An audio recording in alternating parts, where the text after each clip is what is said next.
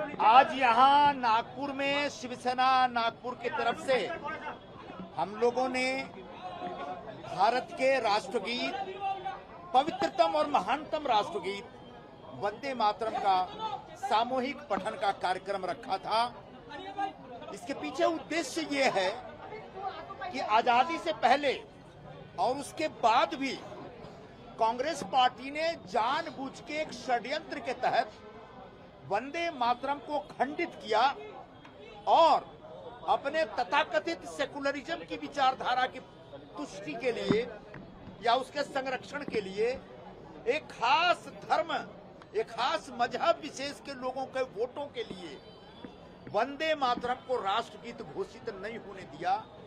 मैं बहुत आभारी हूं हमारे देश के यशस्वी प्रधानमंत्री श्री नरेंद्र मोदी जी का, हम सब अपनी पार्टी के मुख्य नेता श्री एकनाथ शिंदे जी का बहुत आभारी हैं और एनडीए के तमाम नेताओं के हम आभारी हैं कि उन्होंने अंततः पिछले संसद के पिछले मॉनसून सेशन में वंदे मातरम को राष्ट्रगीत घोषित करने का एक विधेयक पेश किया, उसे पास करके एक कानून बनाया। आज वंदे मातरम को कानूनी दर्जा प्राप्त है और सवाल अब दो छंद का नहीं है, सारे के सारे 6 छंद गाने होंगे। अगर कोई व्यक्ति, चाहे कांग्रेस का हो या कोई भी व्यक्ति, अगर ये कहता है कि वो 2 ही छंद गाएगा तो यह देश का अपमान है, उन स्वतंत्रता सेनानियों का अपमान है जिन्होंने वंदे मातरम गा करके अपना सर्वस्व न्यौछावर किया था। भारत की संसद का अपमान है और इस देश के संविधान का अपमान है और यह पूरा का पूरा गैर कानूनी कृत्य होगा। कांग्रेस ने जिस प्रकार से अपनी कार्य समिति की तरफ से एक प्रस्ताव पारित करके घोषित किया है कि वो 2 ही छंद गाएंगे, वो सीधे गैर कानूनी प्रस्ताव पास कर रहे हैं और देश में राष्ट्र विरोधी हरकत कर रहे हैं। तो ऐसे कांग्रेस वालों को उनके मुंह पे तमाचा मारने के लिए आज नागपुर के शिव सैनिकों ने सामूहिक रूप से वंदे मातरम गीत का सामूहिक पठन किया। तुम्ही असंही म्हटलं आहे की जे लोक वंदे मातरम म्हणणार नाही ते काँग्रेसच्या लोकांना जेलात जावं लागेल असंही तुम्ही उल्लेख केला। हो, वंदे मातरम म्हणजे आमचा राष्ट्रगीत आहे, देशाचा जो सर्वोच्च विधायी संस्था आहे, कायदा निर्माण करने वाली संस्था आहे भारतीय संसद। संसदने पास केलेला तो कायदा आहे आणि कायद्याप्रमाणे संपूर्ण 6 जो छंद आहे, स्टँजा आहे, 6 ओळी वंदे मातरमचा एक पाठ आहे आणि तो अभिन्न पाठ आहे आणि सर्वांना जेव्हा वंदे मातरमचं गायन करायचं आहे तेव्हा सर्व 6 छंद त्यांना गायला पाहिजे आणि जे याचा विरोध करणार तो राष्ट्रद्रोह होईल, राष्ट्रविरोधी ऍक्ट होईल आणि गैरकानूनी ऍक्ट होईल, म्हणजे त्यांना जेलमध्ये पाठविण्याचा इंतजाम होईल। निरुपणजी, तुम्ही तरुणांना सोबत घेतलेला आहे, राहुल गांधी सुद्धा युवा तरुणांचं जेनजी सोबत इथे प्रोग्राम करणारे नागपुरात, आता नंतर काय म्हणाल तुम्ही? राहुलजी जेव्हा जेनजीजला बोलावतात, तरुण वर्गला बोलावतात, तेव्हा त्यांच्या मनात देश आणि सनातन धर्मच्या विरोधात एक नफरतची भावना त्याच्यामध्ये उत्पन्न करतात। ज्याप्रमाणे पुणेमध्ये मनुस्मृतीच्या विरोधात त्यांनी एक विधान केला आणि सर्व चेंजेसला भडकविण्याचा प्रयत्न केला, तो चुकीचा आहे। मनुस्मृती, पुराण, उपनिषद, वेद हे सगळे आमच्या धर्मग्रंथचा एक पाठ आहे। त्याच्यामध्ये त्या संदर्भामध्ये, त्यावेळेच्या संदर्भामध्ये जे काही होतं काहीतरी कमी होऊ शकतो, परंतु संपूर्ण मंत्र, संपूर्ण वेद, संपूर्ण ग्रंथ चुकीचे आहे असं म्हणू शकत नाही।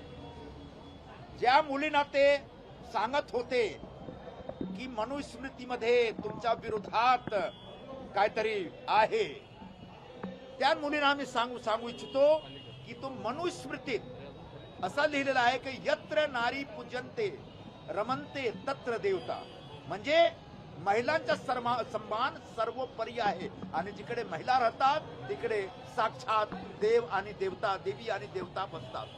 तो मनुस्मृतीच्या विरोधात देशामध्ये जो एक निवडून आलेली सरकार काम करत आहे त्याच्या विरोधात ज्याप्रमाणे ते भडकवतात मुलींना, मुलांना, तो चुकीचा आहे।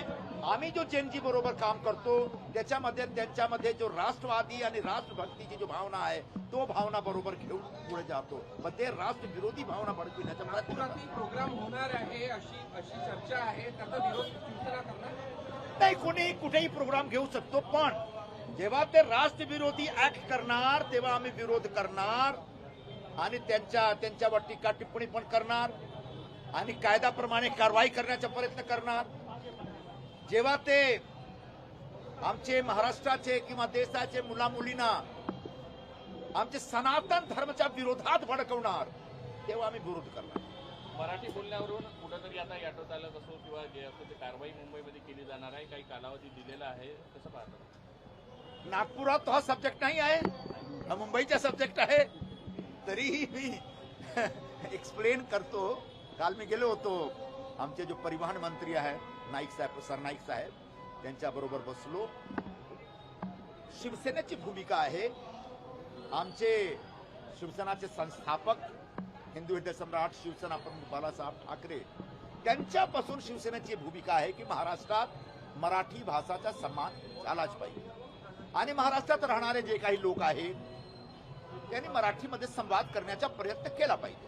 हा शिवसेनाचा तेव्हापासून 1966 पासून एक भूमिका आहे. त्या भूमिकेला पुढे घेऊन आमचे सरकारतर्फे ऑटो चालक, रिक्षा चालक आणि जो टॅक्सी चालक आहे त्यांच्यासाठी एक नवीन कायदा आला की तुम्ही सगळे मराठी शिका आणि मराठी शिकण्यासाठी त्यांनी 1 मेचा दिवस डेडलाईन दिला होता. आम्ही त्यांच्याशी आणि आमच्या बरोबर खूप सारे ऑटो चालकांच्या युनियनचे लोक होते, ते सगळे भेटलो आणि आम्ही सांगितलं की थोडा वेळ द्या. माझे पक्षाचे मुख्य नेते शिंदे साहेबांनी मला फोन केला की काय पाहिजे एक्झॅक्टली. मी त्यांना सांगितलं की काहीतरी वेळ दिला पाहिजे सगळ्यांना शिकण्यासाठी. त्यांनी केला ठीक आहे 3-4 महिना देतो. 3-4 महिन्यामध्ये गेल्या 3-4 महिन्यामध्ये म्हणजे 15 ऑगस्ट पर्यंत एक मोठ्या प्रमाणात ऑटो चालक, रिक्षा चालकांमध्ये त्यांनी उत्साह दाखवला मराठी शिकण्याचा आणि कमीत कमीत 85% जो ऑटो चालक आहेत मुंबई आणि MMR रिजनचे त्यांनी मराठी शिकलेला आहे. आता 10-15% राहिलेले आहेत, त्यांच्यावर जो कारवाई होत आहे तो चुकीचा आहे. मी काल परिवहन मंत्रीशी भेटून सांगितलं की आता त्यांच्यावर तुम्ही दंडात्मक कारवाई करू नका. 12 ऑगस्टचा एक GR आहे ज्याच्यामध्ये सांगितलं गेलेलं आहे की 1 महिन्यापर्यंत जो राहिलेले लोक आहेत त्यांना शिकलं पाहिजे, तोपर्यंत काही ऍक्शन नाही. तरी ऍक्शन होत आहे.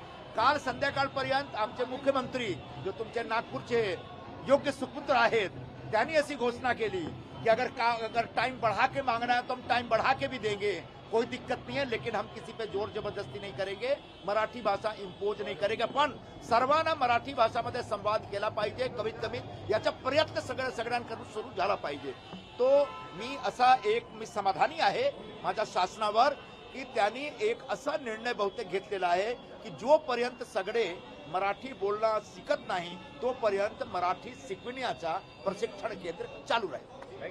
धन्यवाद.